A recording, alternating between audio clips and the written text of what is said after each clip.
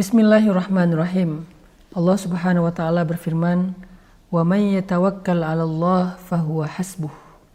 Siapa yang mewakilkan urusannya kepada Allah, maka Allah akan mencukupkan kebutuhannya. Tawakal adalah sebuah kekuatan bagi orang yang beriman. Bahkan dia menjadi ciri keimanan. Orang yang paling baik imannya kepada Allah, maka akan wujud dalam tawakalnya yang utuh kepada Allah. Makin baik iman seseorang kepada Allah, makin besar rasa bergantungnya kepada Allah.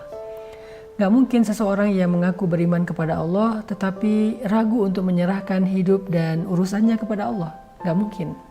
Itu hal yang bertolak belakang. Sehingga ketika kita menjadi seorang mukmin, harusnya kita menjadi orang yang paling kuat dalam berserah dan menggantungkan hidup serta urusan kita kepada Allah Subhanahu wa taala. Di antara ciri orang yang tawakalnya baik itu adalah muncul tuma'ninatul qalb, muncul ketenangan di dalam hatinya. Itu buah dari tawakal.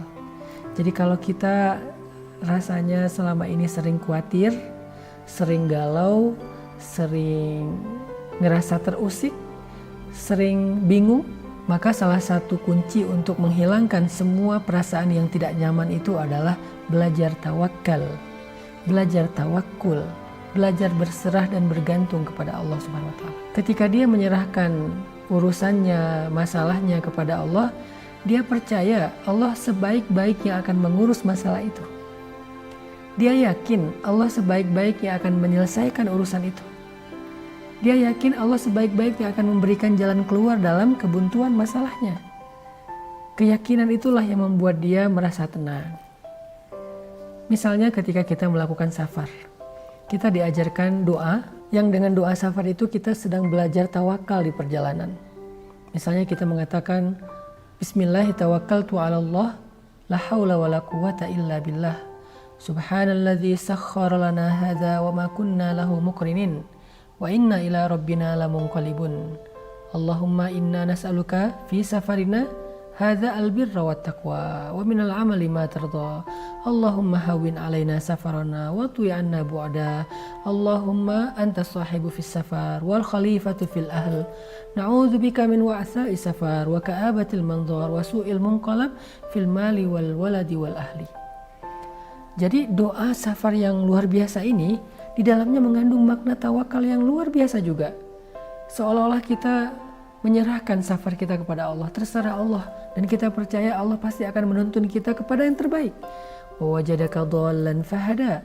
Ketika Nabi pernah tersesat dalam perjalanan beliau pulang dari Syam ke Mekah, Allah menunjukkan jalan agar beliau tidak terkatung-katung di tengah padang pasir. Allah sebaik-baik yang memberikan jalan. Allah sebaik-baik yang menuntun. Sehingga orang yang membaca doa safar tadi seolah-olah menyerahkan safarnya kepada Allah lebih daripada dia menyerahkan safarnya kepada aplikasi map di dalam handphonenya. Kita kadang-kadang kalau misalnya gak punya sinyal di tengah jalan dan kita kebingungan arah, kita akan sangat khawatir karena gak bisa menjalankan aplikasi map kita. Di map itu muncul sinyal hilang, sinyal tidak ditemukan, akhirnya kita nggak bisa mengupdate nih jalannya harusnya kemana, ke kanan apa ke kiri. Kita bingung, kita khawatir karena kita menyerahkan urusan safar kita kepada map. Begitu juga ketika kita menyerahkan urusan safar kita kepada seorang guide. Kita nggak percaya guide ini tahu jalan, sehingga ketika kita muter-muter di sebuah kota, kita akan khawatir, nih supir tahu jalan nggak nih, nih guide ngerti jalan nggak nih, jangan-jangan mereka tidak berpengalaman, kita khawatir. Atau kita merasa tenang ketika kita berjalan, kita punya sinyal, kita bisa menggunakan aplikasi map, kita tenang berjalan ketika kita tahu supirnya tahu jalan, kita tenang dalam perjalanan ketika kita tahu guide-nya mengerti daerah itu. Maka orang yang bertawakal kepada Allah dalam hidup akan lebih tenang daripada orang yang sedang safar ditemani oleh aplikasi map, ditemani oleh seorang guide yang handal berpengalaman, ditemani oleh seorang supir yang tahu jalan seluk-beluk daerah situ. Orang yang bertawakal lebih tenang daripada mereka. Makanya dalam doa safar kita sedang belajar tawakal. Ya Allah, saya serahkan safar saya kepadamu. Tuntun saya, jauhkan saya dari wa'sa'i safar, keburukan dalam safar. Watwi anna bu'adah, mudahkan perjalanan kami sampai kami bisa sampai ke tempat yang jauh dalam keadaan nyaman, mudah, seolah-olah dekat, gak kerasa udah sampai. Saya juga menyerahkan keluarga saya yang saya tinggalkan kepada Engkau ya Allah. Engkau sebaik-baik yang memelihara, mengurus, mencukupi keperluan mereka. Jangan biarkan saya pulang kepada keluarga saya dalam keadaan penuh dengan masalah, membawa beban, membawa kesedihan. Itulah doa tentang belajar tawakal ketika kita musafir. Masih banyak lagi doa-doa sehari-hari yang diajarkan Rasulullah SAW. Tujuannya adalah agar kita selalu menyerahkan hidup kita kepada Allah. Itu rahasia doa sehari-hari. Daily doa. Ketika kita mau masuk kamar mandi ada doanya, pakai pakaian ada doanya, mau makan ada doanya, mau tidur ada doanya, mau keluar rumah ada doanya, masuk ke dalam rumah ada doanya. Tujuannya apa? Kita sedang belajar tawakal, berserah, bergantung kepada Allah.